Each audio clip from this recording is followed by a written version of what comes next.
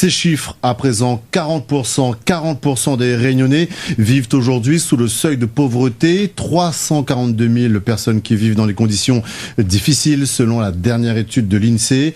Une situation mise en avant aujourd'hui lors de cette 31e journée mondiale du refus de la misère. Nos reporters ont rencontré une famille de Sainte-Suzanne. Elle habite dans une maison insalubre. La misère pays, c'est un reportage d'Henri-Claude Elma et Philippe Poirot. L'endroit a tout pour une vie paisible et agréable. Mais au-delà du décor, la réalité, une habitation insalubre où vivent 3 personnes, un père, une mère et le dernier de leurs 3 enfants. Tout le mauvais temps, cyclone, l'orage, c'est un autre problème. Ah oui, il fait peur. Parce que pour attendre dans là, quand la pluie tombe, l'orage et même le cyclone n'a passé pas longtemps, vaut mieux les dehors. Le couple a hérité de cette maison en 1990. Son dernier fils Boris vit encore là. L'an dernier, il a obtenu un BTS. Par exemple, on arrive là, le temps n'est pas bon. Mais c'est le seul truc qu'on a envie, c'est mon tu le dis, aller dormir, voir. On n'a pas envie de travail, de mettre tête, de décrocher. Mais après, finalement, à force, on se dit, non, on va essayer de donner à fond.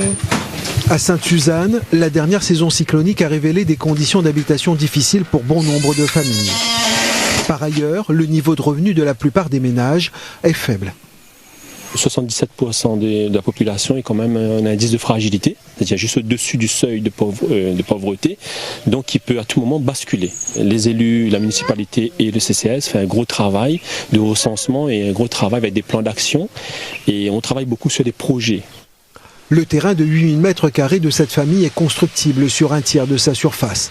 Dans le cadre d'une action pédagogique, des élèves des lycées Bel Air à Sainte-Suzanne et Paul Moreau à Brapanon ont mis sur pied un projet solidaire. Une maison de 94 m² va être construite. Elle aura 2 chambres, un séjour, une cuisine, et puis ce sera une maison avec bioclimatique, avec tout le confort, on va dire, nécessaire pour bien vivre. Je me croyais que c'était une blague au début. Mais après, mon garçon, il dit moi comme ça, non, c'est pas une blague.